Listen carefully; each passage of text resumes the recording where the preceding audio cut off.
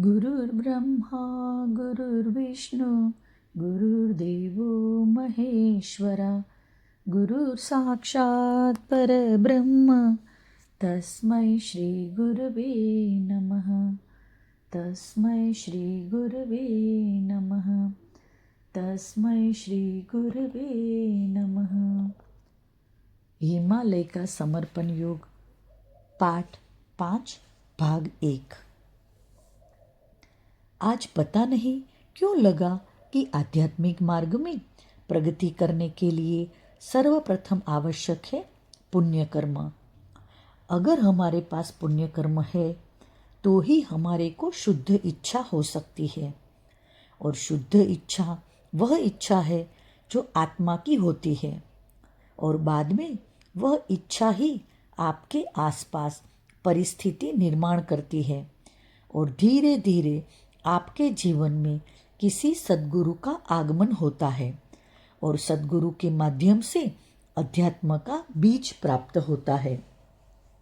यह सब होता है अपने पुण्य कर्म के कारण, और फिर मनुष्य की शुद्ध इच्छा ही उसी बीज को अंकुरित करती है, बढ़ाती है। आध्यात्मिक प्रगति के लिए सद्गुरु एक निमित्त है, लेकिन उनके बिना प्रगति संभव ही नहीं है। एक साधक की स्थिति कुमारिका जैसी है। बिना पुरुष के बच्चा हो ही नहीं सकता। यह जितना सत्य है उतना यह भी सत्य है कि बिना सद्गुरु के आध्यात्मिक प्रगति संभव ही नहीं है, क्योंकि आध्यात्म का बीज ही नहीं है तो बीज की प्रगति का प्रश्न ही नहीं उठता है। और बीज मिलने के बाद वह अंकुरित हो यह भी आवश्यक नहीं है। आसपास का वातावरण और संगत इस पर प्रभाव डालती है। यह सब एक जन्म में हो यह संभव ही नहीं है। यह तो आत्मा की क्रमबद्ध प्रगति से ही संभव है। एक जन्म में पुण्य कर्म घटित होते हैं, एक जन्म में शुद्ध इच्छा होती है, अगले जन्म में सद्गुरु मिलते हैं, उसके अगले जन्म में सद्गुरु से अध्यात्म का बीज प्राप्त होता है, और उसके अगले जन्म में वातावरण प्राप्त होता है, और उसके अगले जन्म में संगत प्राप्त होती है, और उसके अगले जन्म में प्रगति होती है, और उसके अगले जन्म में एक शून्य की अवस्था प्राप्त होती है, और वही जन्म मनुष्य का आखिरी जन्म होता है, क्योंकि मोक्ष की अवस्था उसी जन्म में प्राप्त हो जाती है। इस प्रकार से मोक्ष प्राप्ति को मनुष्य योनि में 8 जन्म लगते हैं, और इन सब की शुरुआत होती है पुण्य कर्म से, जो करना आसान होता है। ये पुण्य कर्म ही हमारा चित्त हमारे ऊपर से हटाकर दूसरे की ओर ले जाते हैं। पुण्य कर्म वह कर्म है जिससे आप दूसरों को सुखी कर आप सुखी होते हैं, यानी आपको सुखी होने के लिए दूसरे चाहिए। यानी पुण्य कर्म करके आप दूसरों पर उपकार नहीं कर रहे हैं, दूसरे आप पर उपकार कर रहे हैं, क्योंकि उन्हीं के कारण आप सुखी हो पा रहे हैं। दूसरे ही नहीं होते तो आप सुखी नहीं हो सकते थे। वास्तव में पुण्य कर्म करना एक भावना है, जिस भावना से हम दूसरों को सुखी कर सुख पाते हैं। वास्तव में तो पुण्य कर्म अपने ही चित्त के शुद्धिकरण का मार्ग है। हम हमारे ही चित्त को शुद्ध करते रहते हैं। आध्यात्मिक प्रगति में चित्त शुद्धि ही प्रथम पादान है। इस पादान को पार किए बिना आध्यात्मिक प्रगति संभव ही नहीं है। चित्त शुद्धि 1 या 2 दिन में होने वाली घटना नहीं है। इसके लिए सतत प्रक्रिया की आवश्यकता है, और काफ़ी समय वही प्रक्रिया चलने के बाद परिणाम आते हैं। चित्त शुद्धि के बाद हमें एक दृष्टि प्राप्त हो जाती है, जिससे वास्तव में क्या स्थिति है वह हम जान जाते हैं। पुरानी मान्यताओं और कल्पना लोक से बाहर आ जाते हैं, और सत्य क्या है यह हम जान जाते हैं। सारी स्थिति एकदम स्पष्ट दिखाई देने लग जाती है और आत्मा यह जान जाती है कि आध्यात्मिक क्षेत्र में प्रगति इतनी आसान नहीं है जितनी समझ रहे थे। हम स्वयं ही यह प्रगति नहीं कर सकते हैं। यह प्रगति करने के लिए हमें आध्यात्मिक बीज की आवश्यकता है। आध्यात्मिकता का बीज तो तभी मिलेगा जब आध्यात्मिकता के वृक्ष रूपी सद्गुरु तक हम पहुँचेंगे। उसी वृक्ष के नीचे जाने पर हमें बीज प्राप्त हो सकता है। यह बात जीवन में जितनी जल्दी समझ में आए उतना ही अच्छा है। ये सब बातें मैं पत्नी से कर रहा था और उतने में छोटा लड़का अम्बरीश उठ गया और मेरी और पत्नी की बैठक समाप्त हो गई। वह बड़े जोर से चिल्लाकर ही उठता था। वह इतने जोर से चिल्लाता था कि पास पड़ोस के लोगों को भी पता लग जाता था कि वह उठ गया है। मुझे भी घर वापस आए हुए 3 महीने हो गए थे और मुझे भी उसकी आदत हो गई थी। भीतर खूब ऊर्जा थी, इसलिए वह चिल्लाकर उसका इस्तेमाल करता था। बड़ा होने पर उसे व्यस्त रखना आवश्यक होगा, ऐसा लग रहा था। सभी बच्चे एक जैसे नहीं होते हैं, यहाँ तक कि 2 भाई भी एक जैसे नहीं होते हैं। कुछ बच्चे कुछ अतिरिक्त ऊर्जा के साथ जन्म लेते हैं और जब वे छोटे होते हैं तो या तो वे खूब चिल्लाते हैं या खूब हाथ और पैर चलाते रहते हैं और बड़े हो जाने पर एकदम शांत हो जाते हैं। लेकिन बड़े होने पर भी उनमें ऊर्जा खूब रहती ही है। उस अतिरिक्त ऊर्जा शक्ति को सही दिशा देना आवश्यक होता है ताकि उनकी अतिरिक्त ऊर्जा का सकारात्मक रूप से उपयोग हो सके। इसलिए माता पिता को ही यह कार्य करना होता है ताकि वह सही दिशा में कार्यरत हो सके। उस दिन की हमारी वार्ता उसी समय ही समाप्त हो गई, लेकिन दूसरे दिन सुबह फिर पत्नी ने विषय निकाला। पुण्य कर्म से चित्त शुद्धि होती है। मैंने कहा, हाँ, पुण्य कर्मों से हमारा आशय उन कर्मों से है जिनके माध्यम से हम दूसरी आत्माओं की सेवा करते हैं।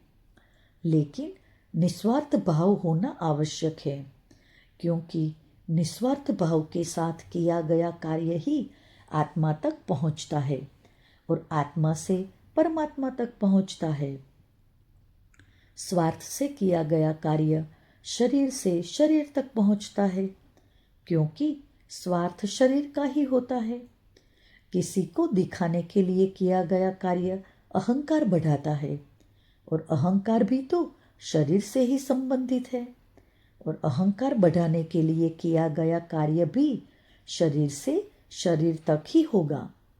पुण्य कर्म में अनेक आत्माओं तक पहुंचने की भावना होनी चाहिए। एक आत्मा की सेवा नहीं, एक जीवन काल में लाखों आत्माओं तक पहुंचना अत्यंत कठिन जान पड़ता है, क्योंकि प्रत्येक मनुष्य के शरीर की अपनी एक सीमा है। उस शरीर के दायरे में रहकर ही उसे कार्य करना पड़ता है। इसलिए एक मनुष्य का लाखों आत्माओं तक पहुंच पाना एक जीवन में असंभव है। इसलिए मनुष्य के एक जीवन में एक आत्मा तक पहुंचकर भी लाखों आत्माओं तक पहुंचना तभी संभव है जब मनुष्य को उसके जीवन में कोई सद्गुरु मिले, क्योंकि सद्गुरु ही एक महान आत्मा है जो एक होकर भी अनेक है। वह एक ऐसी आत्मा है जो अपने जीवन काल में लाखों लोगों से जुड़ी हुई है और लाखों आत्माएं उस आत्मा के साथ जुड़ी हुई है। इसलिए सद्गुरु के लिए किया गया गुरु कार्य ही वह पुण्य कर्म है जो आपके लाखों आत्माओं की सेवा का अवसर प्रदान करता है।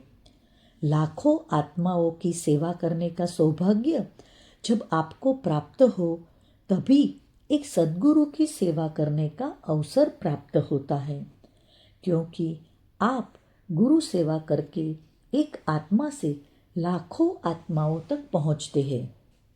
गुरु सेवा सर्वश्रेष्ठ पुण्य कर्म है। यह मैं मेरे अनुभव के आधार पर कह रहा हूँ। हिमालय की एक निर्जन स्थान पर बनी गुफा में बैठकर गुरु की सेवा करते समय यही अनुभव होता था। सद्गुरु का शरीर ही समूचा विश्व जान पड़ता था। सारी दुनिया ही सद्गुरु का शरीर है और केवल एक शरीर की सेवा करके समूचे विश्व की सेवा कर रहा हूँ, यह भाव मेरे भीतर महसूस होता था। मेरे अहोभाग्य कि मुझे मेरे जीवन में ऐसे सद्गुरु मिले जो एक आत्मा होते हुए भी परमात्मा थे। लाखों आत्माओं से वे जुड़े हुए थे। प्रत्येक मनुष्य मात्र के भले के लिए वे सोचते थे। उनके भीतर से सदैव कृपा ही बहती थी। उनकी करुणा से लाखों आत्माएं लाभान्वित होती थी। जब कभी मैं उन्हें भोजन कराता था तो लगता था विश्व की समूची आत्माओं को ही भोजन करा दिया है। इतना समाधान मुझे प्राप्त होता था। जब मैं उन्हें पानी पिलाता था तो लगता था कि समूची मनुष्य जाति की ही प्यास मैंने बुझा दी है। सारा विश्व ही मुझे उनके माध्यम से अनुभव होता था। एकांत में उनके साथ बैठकर कभी नहीं लगा कि मैं कहीं अलग थलग दुनिया से दूर कहीं हिमालय में किसी गुफा में बैठा हूँ। सदैव ऐसा लगता था कि एक समूचा विश्व ही उनके रूप में मेरे सामने बैठा है। इसलिए उनको छोड़कर कहाँ जाना, कहीं जाने का विचार भी कभी नहीं आया। और इसी कारण उनके सानिध्य में एक आत्म समाधान प्राप्त होता था। यह मेरे जीवन में आए अनुभव के आधार पर ही कह सकता हूँ कि सबसे बड़ा पुण्य कर्म गुरु कार्य और गुरु सेवा ही है, क्योंकि यह कार्य और यह सेवा हम एक मनुष्य की करते रहते हैं और हमारे मनुष्य शरीर की सीमा में रहकर कर सकते हैं, लेकिन वह गुरु कार्य या वह गुरु सेवा पहुँचती है लाखों आत्माओं तक, क्योंकि सद्गुरु का शरीर लाखों आत्माओं से जुड़ा हुआ होता है। उन लाखों आत्माओं में आप स्वयं भी होते हैं। मैं कितना भी प्यासा होता था, अगर मैं मेरे सद्गुरु को पानी पिलाता था तो मेरी प्यास बुझ जाती थी। यह मेरा अनुभव है। ये सब बातें मैं उसी अनुभव के साथ कह रहा हूँ। इसलिए कहता हूँ कि सद्गुरु की सेवा सबसे बड़ा पुण्य कर्म है, क्योंकि वह हम हमारे जीवन में आसानी से कर सकते हैं। बस वह दिखावा करने या अहंकार बढ़ाने के लिए न किया गया हो। सद्गुरु का शरीर एक ऐसा विशाल शरीर है जिसमें विश्व की समूची मानव जाति ही नहीं, सारे प्राणी मात्र विद्यमान होते हैं। बस आप में वह भाव और वह दृष्टि विद्यमान होनी चाहिए। अगर वह भाव जागृत हो गया तो आपको अनुभव होगा कि सद्गुरु एक शरीर नहीं है, चलता फिरता एक समूचा विश्व ही है। उनके आने से अनुभव होगा कि लाखों लोग आ गए हैं और उनके जाने से अनुभव होगा कि लाखों की भीड़ चली गई है। सद्गुरु का आगमन वातावरण की समस्त रिक्तता को भर देता है और इसी कारण उनके आगमन से मनुष्य ही नहीं, पशु पक्षी भी प्रसन्नता अनुभव करते हैं। ऐसे सद्गुरु अगर आपको आपके जीवन में मिले तो आपके अहोभाग्य है, और उनकी सेवा करने का अवसर प्राप्त हो तो वह सबसे बड़ा पुण्य कर्म है। सद्गुरु की सेवा करके हम अपने पापों का प्रायश्चित भी करते हैं। आपने जीवन में कितने भी पाप किए हो, आप अगर गुरुदेव की करुणा पर समूचा विश्वास रखते हैं कि सद्गुरु करुणा के सागर है, वे मेरी सभी गलतियों को और सभी पापों को क्षमा करेंगे ही, ऐसा भाव रखकर गुरु कार्य करते हैं तो आप अनुभव करेंगे कि वास्तव में वे क्षमा कर देते हैं और हम पाप मुक्त हुए, यह अनुभव होता है। बस आपको उनकी करुणा की शक्ति पर विश्वास होना चाहिए। इस प्रकार से आप पाप मुक्ति भी गुरु सेवा करके प्राप्त कर सकते हैं, क्योंकि पाप मुक्ति चित्त शुद्धि के लिए आवश्यक होती है। जीवन में लाखों आत्माओं को दुखी करना तो बड़ा आसान होता है, लेकिन जीवन में लाखों आत्माओं को सुखी करना बड़ा कठिन होता है, क्योंकि अपने शरीर की सीमा आड़े आ जाती है। लेकिन गुरु सेवा ही एक पुण्य कर्म है जो शरीर की सीमा में रहकर किया जा सकता है। कोई मनुष्य किसी को एक दाना खिलाता है तो सामने वाले मनुष्य को एक दाना मिलने का संतोष प्राप्त होता है। लेकिन मनुष्य भूमि में एक दाना डालता है तो भूमि उसके बदले हजारों दाने उपलब्ध करके अपना संतोष प्रदर्शित करती है। भूमि तो हजारों दाने बनाती है, किंतु सद्गुरु तो लाखों दाने बनाते हैं। आप कभी किसी सद्गुरु को एक दाना खिला करके देखो, आपको लाखों लोगों को दाना खिलाने का आनंद प्राप्त होगा, क्योंकि सद्गुरु लाखों लोगों से जुड़े हुए होते हैं। किसी सद्गुरु को एक गिलास पानी भी पिलाने का अवसर मनुष्य को बड़े भाग्य से मिलता है, और जब मिलता है तो वह एक गिलास पानी उसे आजन्म याद रहता है, क्योंकि उस एक गिलास पानी से उसने अनुभव किया होता है कि उसने लाखों आत्माओं की प्यास बुझाई है। ऐसा इसलिए भी होता है क्योंकि सद्गुरु का चित्त विशाल होता है। वे किसी जाति, धर्म, रंग, देश की सीमा में बंधे नहीं होते हैं। उनके मन में सभी के प्रति करुणा का भाव होता है।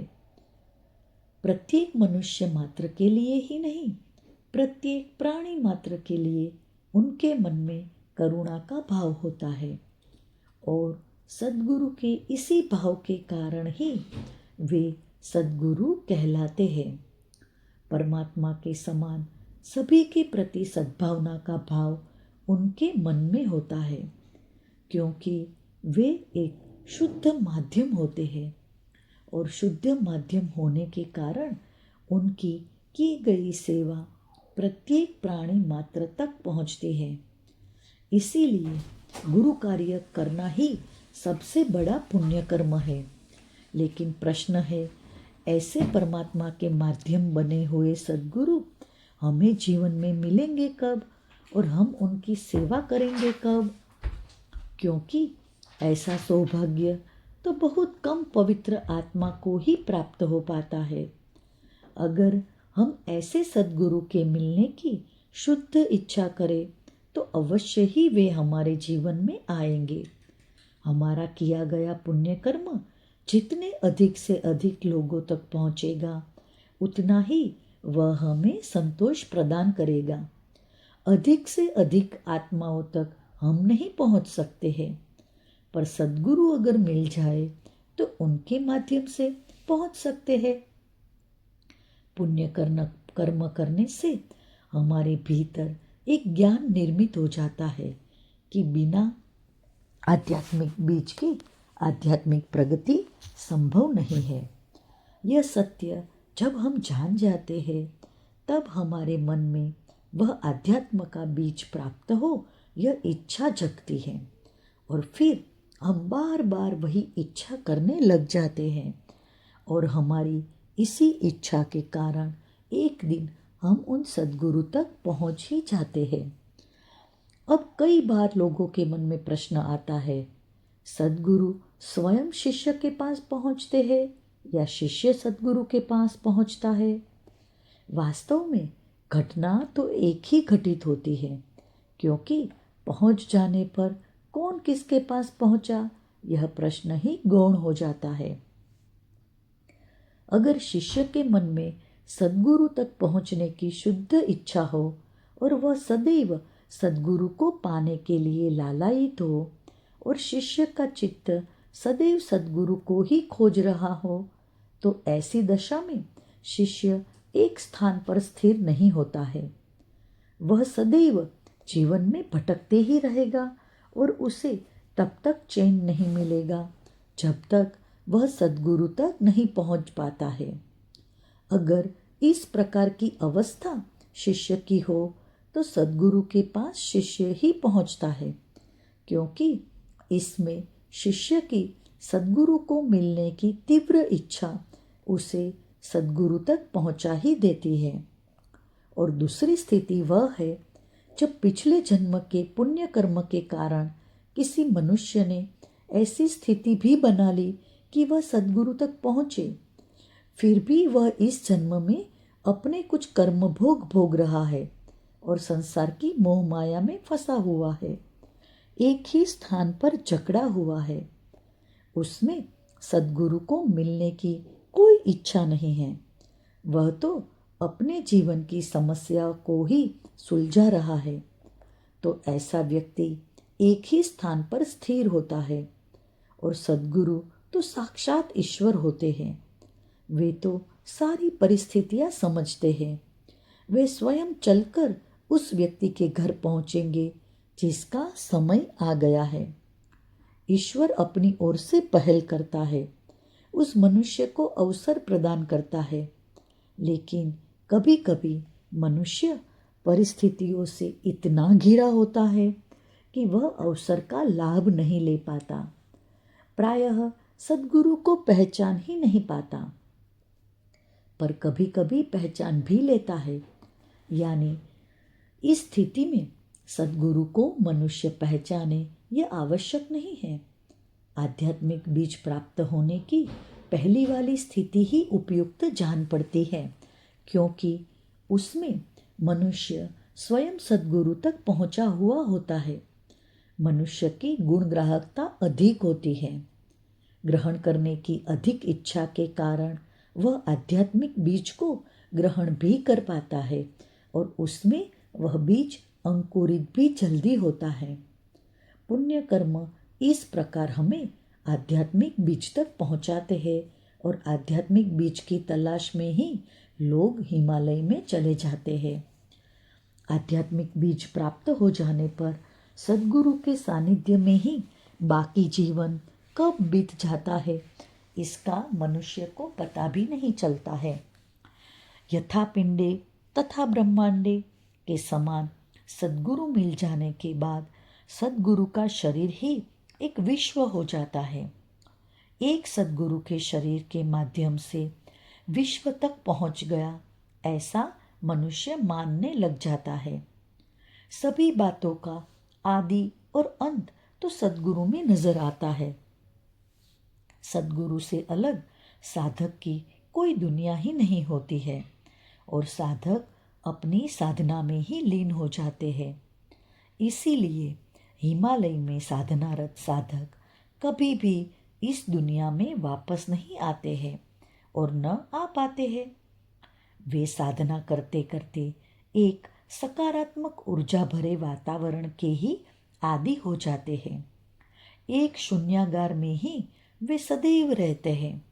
वहाँ कोई भी विचार नहीं होते हैं और उन जैसे ही साधकों की संगत वहाँ होती है। और उसी वातावरण में उपयुक्त संगत मिल जाने पर वे सामूहिक प्रयास से अपनी आध्यात्मिक प्रगति करते हैं और अंततः मोक्ष की स्थिति प्राप्त कर लेते हैं। और एक बार वह मोक्ष की स्थिति प्राप्त हो गई तो उसी स्थिति को ही बनाए रखने के लिए सतत साधनारत हो जाते हैं और फिर इतने अच्छे वातावरण से कोई निकलना ही नहीं चाहता है। इसलिए वे लोग समाज में वापस नहीं आते हैं। इस प्रकार से पुण्य कर्म से मोक्ष तक की मनुष्य की यात्रा होती है, लेकिन यह यात्रा पूर्ण करने के लिए मनुष्य को अनेक जन्म लेने पड़ते हैं। यह सब बताने को तो सरल है, पर वास्तव में होने को काफ़ी समय लगता है। मनुष्य के जीवन में आसपास का वातावरण और इस जन्म में किए गए पाप कर्म भी रास्ते में बाधक बनते हैं और ये सब इस यात्रा को और बड़ी बना देते हैं। इन सब में सद्गुरु को पहचानना ही बड़ा कठिन होता है, क्योंकि सद्गुरु तो सामान्य कपड़े वाले पुलिस होते हैं। वे दिखते तो सामान्य मनुष्य जैसे ही है। जिस प्रकार एक पुलिस सामान्य मनुष्य के कपड़े पहनकर लोगों की भीड़ में बैठ जाए तो उसे कभी भी पहचाना नहीं जा सकता है कि वह पुलिस वाला है, क्योंकि वह पुलिस की वर्दी में नहीं है। फिर भी वह अंदर से पुलिस वाला ही होता है। सद्गुरु भी बिना वर्दी वाले पुलिस ही है, जो समाज में आ जाए तो समाज का एक अंग बन जाते हैं। उन्हें अलग से पहचानना कठिन होता है। वे सामान्य मनुष्य जैसे दिखते भी हैं, लेकिन वे अंदर से सामान्य मनुष्य नहीं होते। वे अंदर से सद्गुरु होते हैं, लेकिन उन्हें बाहर से पहचानना बड़ा कठिन है। इसीलिए सद्गुरु समाज में आते हैं और चले जाते हैं। प्रायः वे चले जाने के बाद ही समाज को पता चल पाता है कि वे सामान्य मनुष्य नहीं थे। इसीलिए सदैव याद रखें, सद्गुरु के सानिध्य में सदैव अच्छा लगता है। यह अच्छा लगना वह पहली अनुभूति है। यह वह संकेत है जो आत्मा हमें अपने भीतर से देता ही रहता है। उस संकेत को हमें पहचानना चाहिए। मुझे मेरे जीवन में सद्गुरु मिले और उनकी सेवा करने का अवसर भी प्राप्त हुआ। यह मेरे पूर्वजन्म के पुण्य कर्म के कारण ही हो सका और मैं समाज में आया नहीं हूँ, भेजा गया हूँ। जो कार्य वे करना चाहते हैं वह मेरे माध्यम से हो, ऐसी उनकी इच्छा है। मैं बस उनका एक माध्यम मात्र हूँ। और जब मनुष्य सद्गुरु का अधिकृत माध्यम हो जाता है तो वह एक खाली पाइप सा हो जाता है, जिसके माध्यम से चैतन्य सदैव बहते ही रहता है। अधिकृत माध्यम बनना चित्त के शुद्धिकरण की चरम सीमा है और यह दो प्रकार से हो सकता है। एक स्वयं के प्रयत्न से, यानी स्वयं की ही सतत साधना करते करते अपने चित्त को शुद्ध कर ले कि कोई नकारात्मक भाव ही कभी न आए और न ही किसी के बारे में भी बुरा विचार आए। ऐसी पवित्र स्थिति अगर 12 साल तक रह पाई तो वह मनुष्य माध्यम की स्थिति में आ जाता है। यह कोई कार्य किसी अपेक्षा से नहीं करता है। इसके मन में सद्भावना बहती ही रहती है। एक सतत बहने वाले झरने के समान यह सदैव सभी का भला ही सोचते रहता है। चाहे सामने वाला व्यक्ति इसका बुरा चाहे तो भी यह सदैव सभी का भला ही चाहता है। दूसरा मार्ग समर्पण भाव का है। एक मनुष्य अपने सद्गुरु को अपना सर्वस्व समर्पित कर देता है और वह भी केवल भाव से, तो भी वह खाली और निखालस हो जाता है। और ऐसा खाली और निखालस व्यक्ति भी केवल संपूर्ण समर्पण के भाव के कारण ही माध्यम बन जाता है। मार्ग दो भले ही हो, पर स्थिति तो एक ही है। यह पवित्र एवं शुद्ध स्थिति है, जिस स्थिति में पहुंचकर मनुष्य का स्वयं का कोई अस्तित्व ही नहीं रह जाता है।